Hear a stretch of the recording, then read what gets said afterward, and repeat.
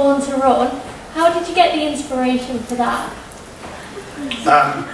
My wife, Claire, who's here today, likes thin dogs.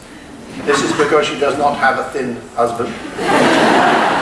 You've got to get your kicks from something, and she likes really thin, fast dogs.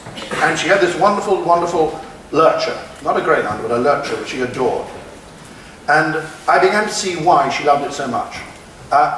When they run, it is utterly extraordinary how they flow over the earth. Their feet don't seem to, and they're beautiful, truly beautiful. When they stand still, they're ugly as sin. Their tails go between their legs and they shake. And they always shake at the people, and people like me, who have never beaten them up. And they always look adoringly at the one person in this world they'll love, who of course is my wife. Which I wasn't all that pleased with all the time, because they were so together across the kitchen. She'd be simply looking adoringly, and I noticed my wife looking back adoringly. What was I? Where was I? Anyway, I love them when they move, but not when they're sitting in baskets. And then I read a horrible thing in a newspaper, which, unlike some of the things you read in newspapers, with the exception of Daily Telegraph, was true. There was a horrible man who had, over a period of years, been doing a terrible trade with a greyhound racing fraternity. As you know, with these dogs, they race them. And some of them, of course, are very fast. But then some of them get injured and can't race anymore. And some of them never get fast enough in the first place. And what he devised was a cunning plan. I mean, what should happen, as you know, when you've got a dog that you cannot keep anymore for whatever reason or other, there are homes that you can take them to where other people might come in and find homes for them. And if that fails, there are vets who will put them down humanely. They found a man who would shoot them for about £5 a time and bury them in a field. And the police, I think, came across this field where there were 15,000 dead greyhounds buried. And then I'm thinking, well, that's just a horror. Write a book about it. That's why I did. If I'm glad you liked the book. It was all right, was it? How many times did you read it? Twice? Not enough. Read again. Drop the back, otherwise people will get cross. And when Hay gets cross, it's not nice. No, there's no one up there. No one's interested. Okay, fine. There's one you'll do. Speak without a microphone because I can hear you. Yeah.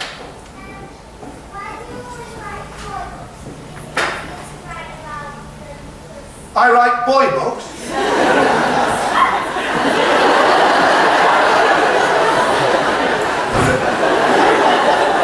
Explain yourself. Have you read a book of mine called The Wreck of the Zanzibar? No. Have you read a book of mine called Why the Whales Came? No.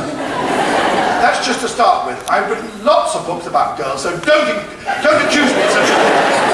What's your name? Grace Walters. Grace? Yes. Read The Wreck of the Zanzibar because the girl in it is called Grace, for goodness sake!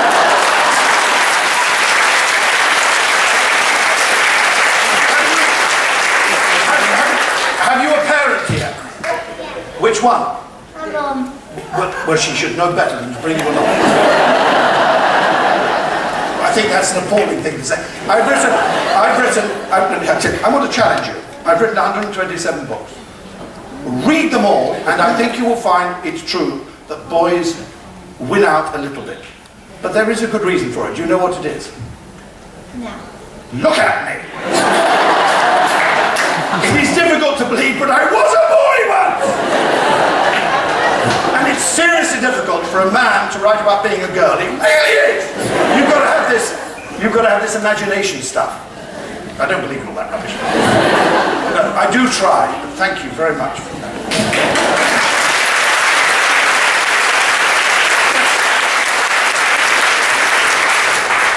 Yes, stand up. Where did you get the inspiration for Warhorse, and how does it feel with it being turned into a film? Why don't we... Yeah, we'll deal with the inspiration first, really. It's really difficult to know with any writer when inspiration begins. I think it probably begins when you're really, really young. I grew up just after the Second World War, so the first world I saw around me was a world which had been very broken, the people included, by 6 years of a terrible trauma of war. So as a 7-year-old boy, 8-year-old boy, this was my first impression of the world. Bomb buildings were chucked in, and adults devastated by what they lived through. So I think there settled on me a kind of a sadness about the whole inevitability, it seemed to me, of men going to war with men. And every time you looked on the television and you turned on the radio, there seemed to be another conflict building up. So I think I became very connected to that whole situation. Also, I had an uncle, like many people sitting in this room. I had a relation who died in that war, who was a photograph on a mantelpiece. And I never knew him. He was 21 when he died. Never became a father. Never became a grandfather. Therefore, as a kid, you know it's serious.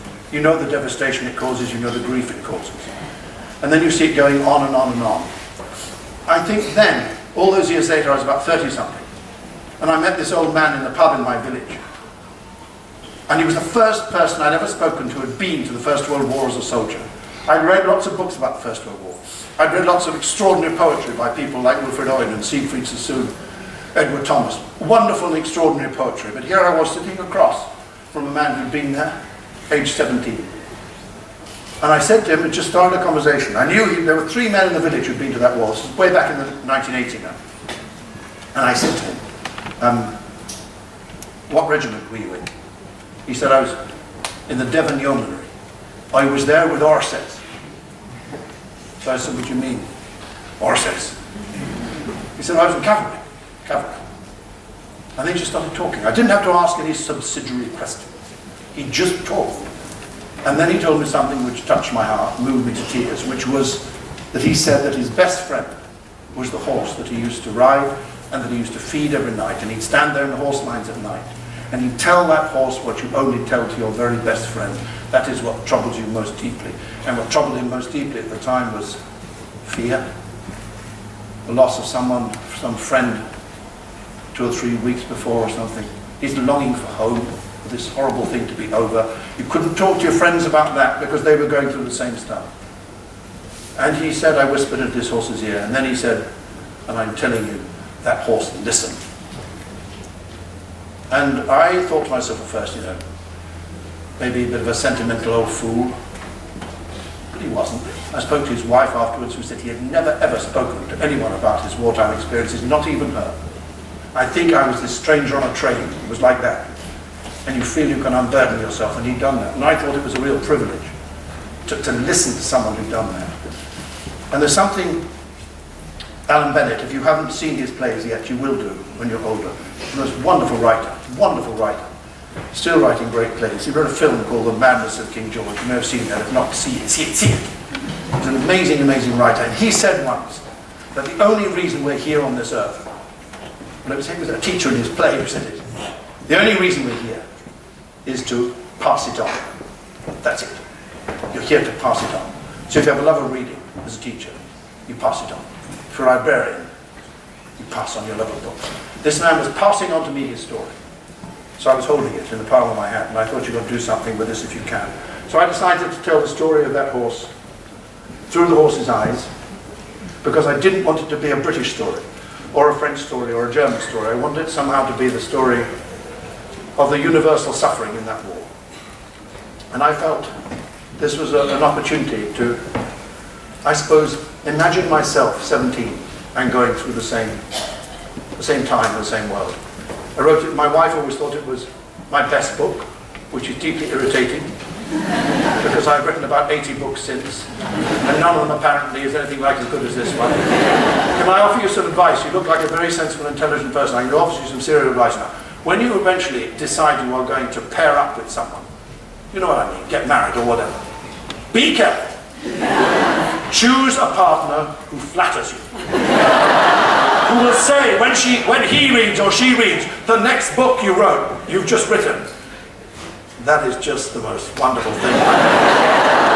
Not a wife who says, well, it's quite good, but it's not as good as yours. But you know, the really awful thing is never marry someone who's right. Because all these years later, a certain man called Spielberg thought it was quite a decent story too, and then as you just said, he made, what do I think of that film? What do I think of the play? I think it's just this magical thing that happens very rarely to writers, that someone picks up your story and turns it into something that's very special for other people. Extends particularly, I'd say, the audience of it. That's what's been wonderful. This book never sold more than about 1,000 or 2,000 copies a year. Before the National Theatre made a play of it, and before Mr. Spielberg made a film of it. I won't tell you how many copies it sells now, because you'll be instantly jealous. Thank you for your question.